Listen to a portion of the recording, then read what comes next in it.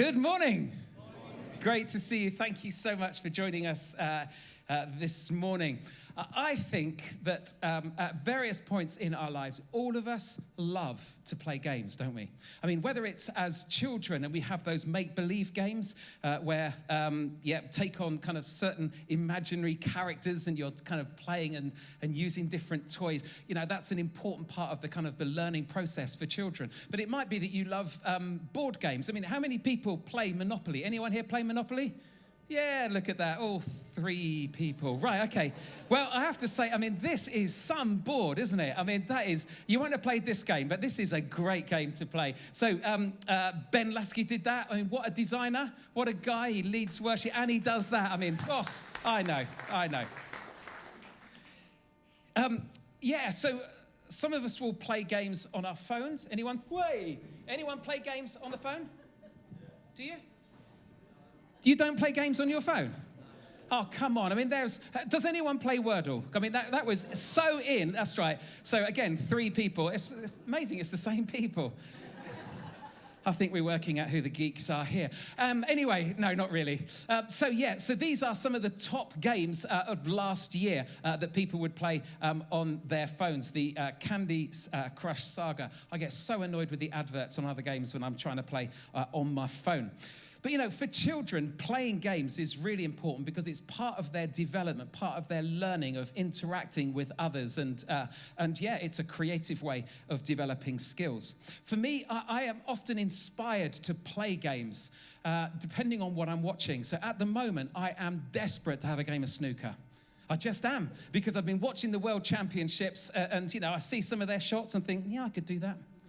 Of course I can't, but it just puts something inside of me that says, go on, have a go. And like just the other week when Rory McIlroy won the Masters, I'll tell you, I just so wanted to play golf. So I get inspired by others of wanting to do what they do.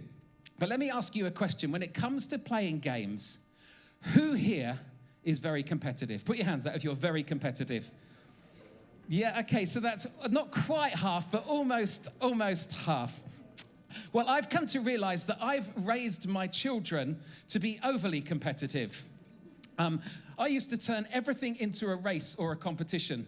A competition to finish their food first at meal times. As we were walking back from school, I would say, okay, first one to touch the front door. Off they would go. My wife, Sarah, she hated it because, of course, you get a winner and 2 losers when you've got 3 children. And so the 2 losers are always crying as the winner kind of just takes all the adoration from that. I remember when I was a single dad, I used to go and visit my sister up in Scotland. And we used to catch the plane from Luton and fly up to Scotland. And so waiting in an airport, what do you do with 3 really small children? Well, I decided that we'd play Who Wants to Be a Millionaire based on every Pixar and Disney film that they had recently been watching. And so we would go through the numbers. And it was amazing the amount of people who were listening in around. One person asked if they could join in. I tell you, it was just funny. But here's a picture of 2 of my children of different ages. So we've got Alice. She's my middle child. She looks cute there, doesn't she? Yeah, see, she was cute until she got on a football field. When she got onto a football field, when she was about 10 or 11, she was way too competitive.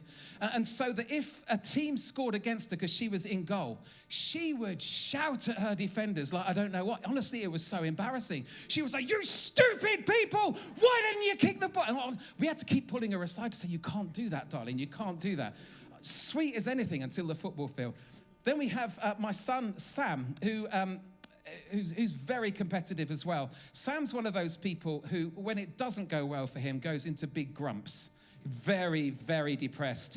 A guy called Johnny Abbott, who used to work with us here at the Forge, and Sam and I went to play golf just a few years ago, and it wasn't going well for Sam, and his face looked like thunder. He wouldn't speak to us. He just kept on doing this all the way around, and it got to about the hole 13, 14, and I just lost it. I said, Sam, if you're going to carry on like this, we're just going to stop the game. We're going to walk home now, all right? We're going to go home, all right? Or if you buck your ideas up, you start to play properly and you start interacting with us, I'll buy you an Indian on the way home. Well, talk about a transformation in someone. And then I suddenly thought, I've just offered to pay for a meal for him off the back of his bad behavior. But yeah, overly competitive, I think, would definitely be called for my kids. But games and other types of competition, on the whole, are great. They're great for family occasions. They're great for just spending time with friends. But do you know what? There is one area or one arena where games can be played, but actually it works out incredibly negatively. It can cause all kinds of toxic problems, and these games have to be avoided at all cost. And these games are all in the arena of relationships. When we start to play games in relationships, it nearly always leads to the relationship losing. As it says there, relationally speaking, a game that requires a loser is a game that nobody wins. I mean, have you ever won an argument at home? With someone at home? Have you ever won an argument? I mean, what exactly did you win? Okay, what was the prize for winning? Was it congratulations, you won, so you can now sleep in the spare room? And is that the outcome? Is it congratulations, you won the argument? I tell you, your sarcastic comment has left your daughter in tears, so well done. Why didn't you just go and celebrate around the garden now, a lap of honor? Do you shake hands at the end of an argument and say, well done, that was a very good one? Do you do that? No, of course not. What happens is that within relationships, when we play a game and someone loses, it always causes a distance in the relationship. It just does. Because what's the win of a relationship? Just turn to the person next to you. Answer that question. What's the win in a relationship? Very quickly. Go on, what's the answer? What do you think the answer is? What's the win?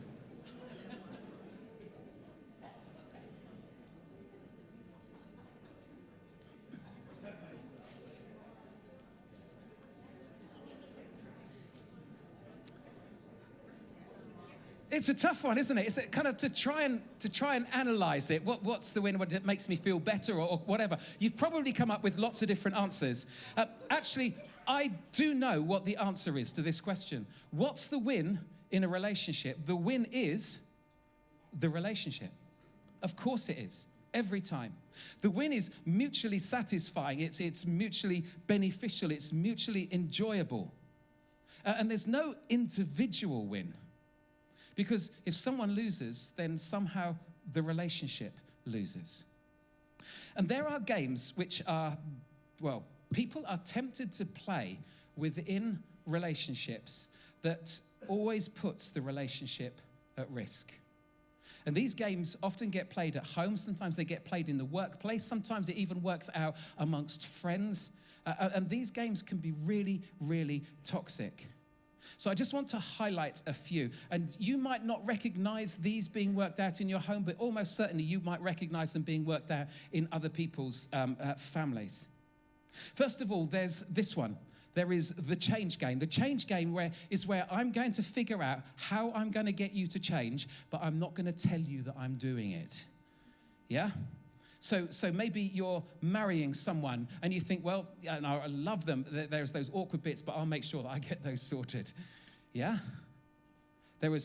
Sarah was so embarrassed when I told this in the first service because it is so old, so I apologize. But there was the young bride who was really worried about and so nervous about the wedding coming up. She kept on forgetting what was happening. And so she kept on going through in her mind so that, when it comes to it, the music will start and she walks down the aisle, she gets to the altar, and then we're going to sing a hymn. And so she went over that in her mind and she goes, it's aisle, altar, hymn, aisle, altar, hymn. Yeah? And that's what we can often end up doing in our relationships. I'll alter them. I'll get them to change. It's a game that causes all sorts of issues and tensions in a relationship. Then there's this game. Sarah and I have played this quite well in our early years of marriage, the guessing game. The guessing game is this, I'm not going to tell you what's wrong. You have to notice that something is wrong to start with, and then you have to guess what's wrong. And so when Sarah says to me, what's wrong? And I go, nothing. And then she says it again a little bit, what's wrong? I go, nothing. And then she says the third time, and you keep on going nothing for a little while. And then eventually you have to say, well, if you don't know what it is, you don't care very much, do you? Yeah?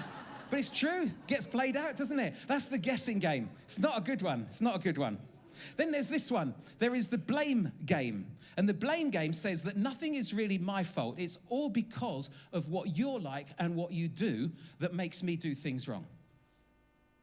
In other words, if you changed, I could change too.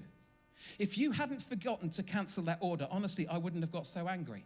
In other words, it's not my responsibility, it's yours. And so we pass the blame on to others. Sometimes that can be done in a more kind of passive-aggressive approach, when we come out as if we're the good guy because we apologize, but we get that little dig in at the end.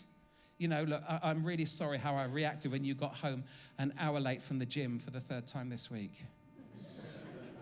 See, how humble am I? I've just apologized, yeah? Then there's the comparison game. Did you notice how lovingly he spoke to his wife? Did you?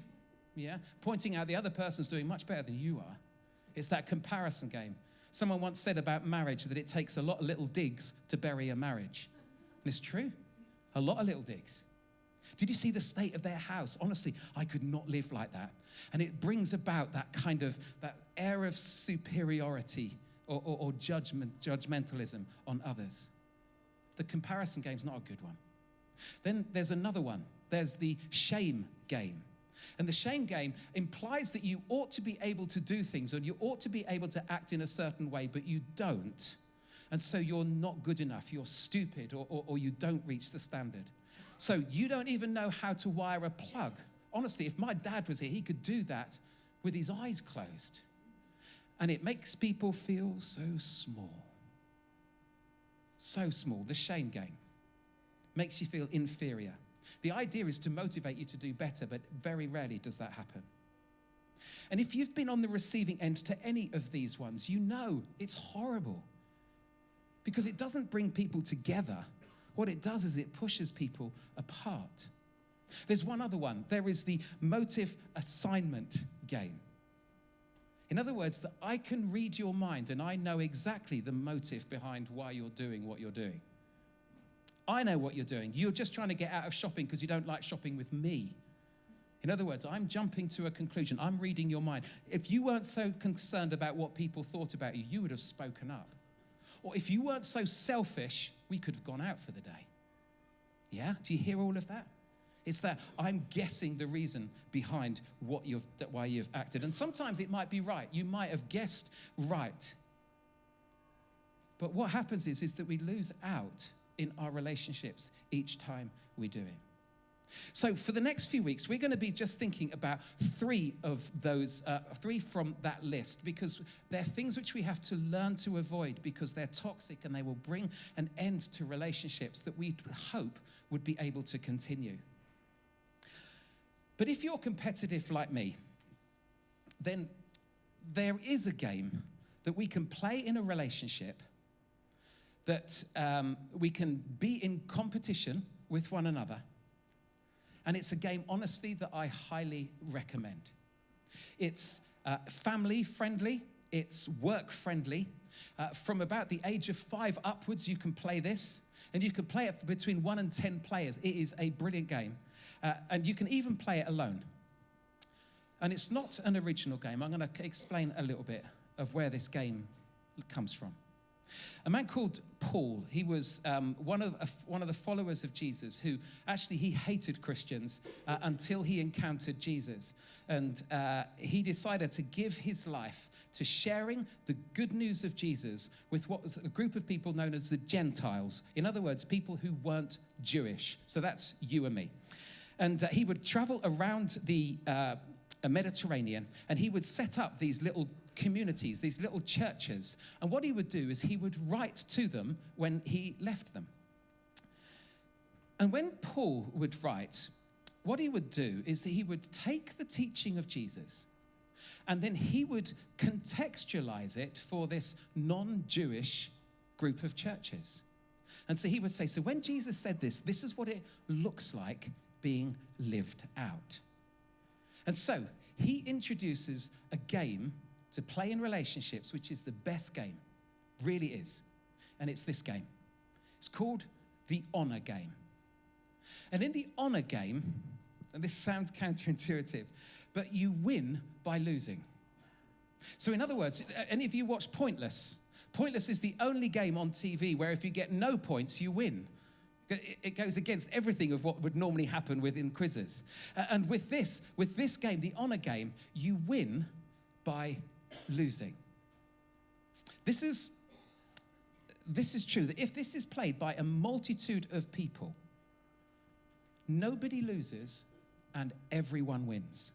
And Paul introduces it in this way. These are the verses. So he's writing to a group of people that he's never met in a place called Rome. And he writes these words, and he says, be devoted to one another in love. Remember, he's heard the teaching of Jesus. You know, by this, all people will know that you're my disciples if you love one another. So he's taking this. Be devoted to love one to be devoted to one another in love. And he thinks, but that sounds vague. That sounds sounds nice, but what does that mean? So he then tries to clarify it. And he says it this way. He says, be devoted to one another in love. And here it comes. Honor one another above yourselves. Paul would have recited this. Someone else most likely will have written this letter from what Paul is speaking out. It would have been written in Greek. And if you were to take the Greek literal translation of those words, this is what it says.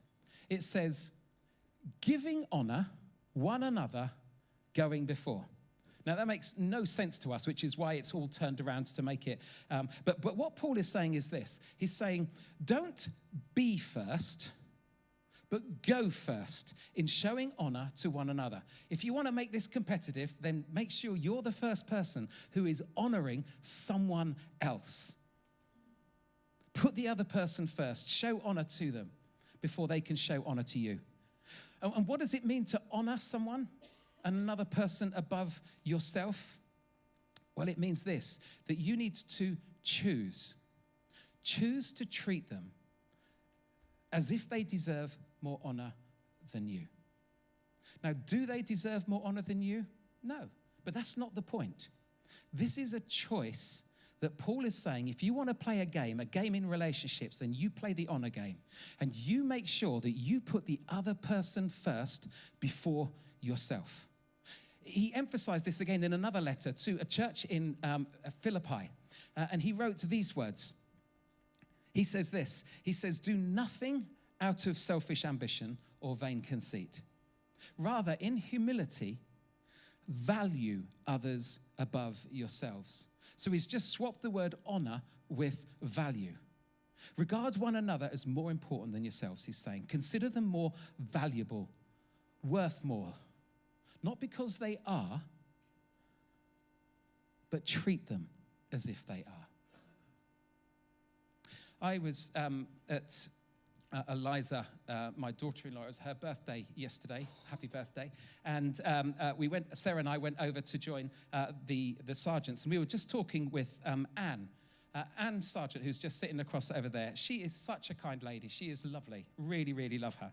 And I found out yesterday that there was a boy about her age who had been knocked down by a car and I think had broken or fractured bones and so had been bedbound and in traction for several weeks. And we were talking about famous 5 books at the time. Okay, so that's the level that we're at. Okay, Enid Blyton, famous 5. And she said that she'd been given a new famous 5 book when she was 9 years old, when this little boy had been injured. And so before she read the book, she gave it to him to read before her. And thought, wow, what a sacrifice, how kind she was. The little boy was called Neil Sargent. And they got married several years later. Now, I know, I feel emotional already. It's just so good. It's so good. But do you see, honoring another person, you can learn it at such a young age. And you might get married. No, I'm sorry, that's not. I think we do know how to honor others, don't we? You just need to decide whether you're going to or not. That's the big issue. And I know that you know how to honor someone, because you will have all spent time with someone who is more important than you at some point in your life. Maybe you've met a celebrity. Maybe you've met royalty. Maybe you've met the CEO of the company that you work for, and they've come from America or whatever, and they're here in the UK, and you get a chance to meet with them. You know how it feels, and you know how to behave when you meet someone who's more important than you. And you hold them in high esteem. And the ways that you show that is that when they're talking, you're really listening. Yeah? So if King Charles was you in his presence and he said something, he would have your full attention. If he said something mildly amusing, you would laugh out loud, because you know what it is to respect and honor the person that you're talking to. A few years back, I used to work with an organization called Spring Harvest. And I used to be what's known as the arts coordinator. So every singer, band, or theater company that came on site, it was my responsibility to look after them. And that's exactly what I did. When they arrived, I would greet them. I would show them to their chalet. I would make sure that they had meals sorted. I would say, this is your itinerary, if there's anything I can do to help. Everything was about serving them so that they could do their job on site at the time. Now, no one taught me how to do that. I just instinctively knew that's what I had to do, because they were valued and honored more than me. Now, the question is, what if I did that with everyone, not just famous people? What did Paul say? Paul said this, he says, be devoted to one another in love, honor one another above yourselves. Treat, value, regard other people as more important and valuable than you. You can play this. You can play this at Tesco's when it comes to queuing. You can. You can play this at home. You can play this at work. You can be the competitive one who wants to get in first into honoring someone before you get honored. The more important you are, the more you should play this game. And if you're a Jesus follower, you're invited, in fact commanded, to treat others as if they have more value than you. Now, let me just put a very small a pause here, because I want, for some of you here, you're still exploring faith. And I love the fact that you're here. And everything that I've said up until this point, I think applies to everyone. I really do. I think if you could put this into practice, I tell you, it would transform your relationship. So I think that this is really important. But what I'm going to say now, when Paul was writing and he explains why we should do this might not connect in quite the same way, and I understand. But still have a go putting this into practice. But if you're someone here who would say, yeah, I've put my faith in Jesus, the songs that we've been singing, they come from the heart, absolutely, I choose to follow Jesus, then this no longer becomes an optional extra to our lives. This becomes at the heart of how we should live. Because Paul explains why we should live this way, not just so that we have nicer relationships. That's the outworking of it. This is what he says. In Philippians chapter 2, he says, as you deal with one another, and I quite like that phraseology, you have to deal with each other, yeah? You should think and act as Jesus did. So we have to ask the question, how did Jesus think and act? Well, if you look at his life through the Gospels, he treated people as if they were more important than he was. Now, they weren't, because Jesus was God in human form. People worshipped Jesus, and that was unheard of. There was something so special about Jesus, but Jesus didn't use his God card and just to say, hey, do you know who I am? Got to do what I say. No, he honored and he put people and he valued people more than himself. Went on to say this, in his very nature, he was God. Jesus was equal with God. But Jesus didn't take advantage of that fact. Instead, he made himself nothing. And this is the point. This is the game.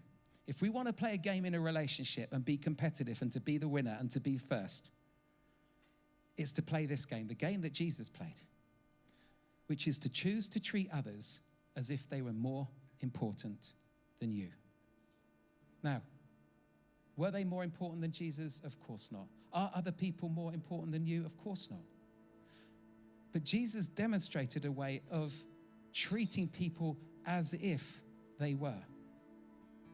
And I know that because Jesus has treated you and Jesus has treated me in that way. Because we celebrate Easter just those few weeks ago, we remember the fact that Jesus took our sin on himself. And he died in such a public and humiliating way. Why? It's because he loves us. And he chose to put us first and our needs first. And if there's a king that we say that we're following, King Jesus, then surely we should be living as our king lived. So when Jesus, on that Last Supper, when he put the apron around and the towel over his arm and he got the bowl and he washed the disciples' feet, was it his job? No, of course it wasn't his job. He was far too important for that, but no, he wasn't, because he honored and considered others better than himself. He was modeling something so important. And that's why Paul goes on to say this. He says that he did this by taking on the nature of a servant. Jesus stepped back and was a servant to who? Well, to the disciples, to the people that he met, but to you and me as well. And I think as I was preparing this, I was just struck that it's as if God was saying to me, Steve, follow me and follow my example, and use that competitive nature that you have to out-honor others so that they feel the honor that God has lavished on them as one of his children. Steve, I want you to honor Sarah, your wife. I want you to honor the staff team and to build them up, because it's not about you, it's honor them. Do you know what? This morning, about 7:30, there was 15, 20 people here getting set up, rehearsing, getting ready for this morning. 15, 20 people at 7:30 on a Sunday, and they won't get home until 1:30 today. That's such a commitment. Isn't that awesome? That we can sing, that we can be here, and it's all laid on for us. And we've got people making drinks, we've got people doing sound and lights and visuals. We've got an amazing band. Why? Because they are so committed. Honestly, I just want to keep on applauding. I pinch myself sometimes when I'm standing down there. Yeah, absolutely.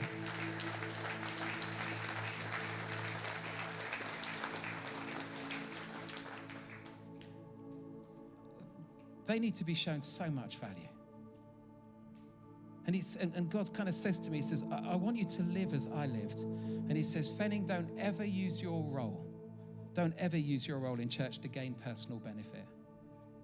Don't use what's happening here at the Forge to make you look good. And the other churches, they're not doing so well. Don't ever do that. That's not my way. So he says, so come on, Fenning, he says. Let's play, let's be competitive. But let's play this game, the honor game. Because when everyone plays, everybody wins.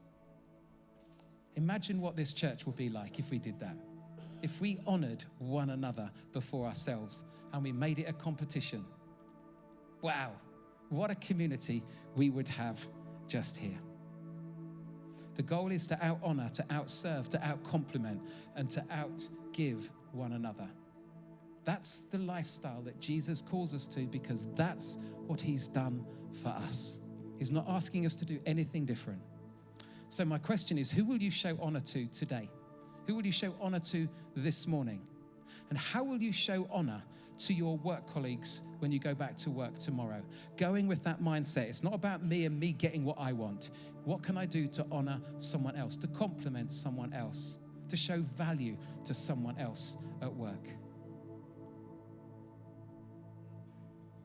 They're not more important, but Jesus calls us to treat them as if they are more important. This is the Jesus way. It is the best way. It's the best way to grow family relationships, work relationships, friendships. and it can all fall down if we play the wrong games. Marriages break up because people play the wrong games. Divorces are horrendous because people play the wrong games. Workplaces can become toxic because people play the wrong games. And so that's why you need to come back next week as Mike comes to explore one of those negative games that we need to banish from our relationships. He's going to be looking at the blame game. But let me ask us to stand, because I want the band to lead us in that song of blessing God, because what Jesus has done for us is staggering, absolutely staggering. And that's why he just says, so follow me. Do it my way, live my way. It's the best way to live. Jesus, I am so grateful that you didn't use the God card just to say, come on everybody, just do what I say. But you honored people, especially those who were seen as more lowly within society, of the marginalized, the broken, the hurting. Lord, would you help us to capture your heart, that we might live lives where we are competing for being the first person to build up, to honor, respect, value, to compliment others. And Lord, may we see the rewards of that in our relationships, but may we do it not just for us, not just for our relationships, but because we choose to follow you. In Jesus' name, amen.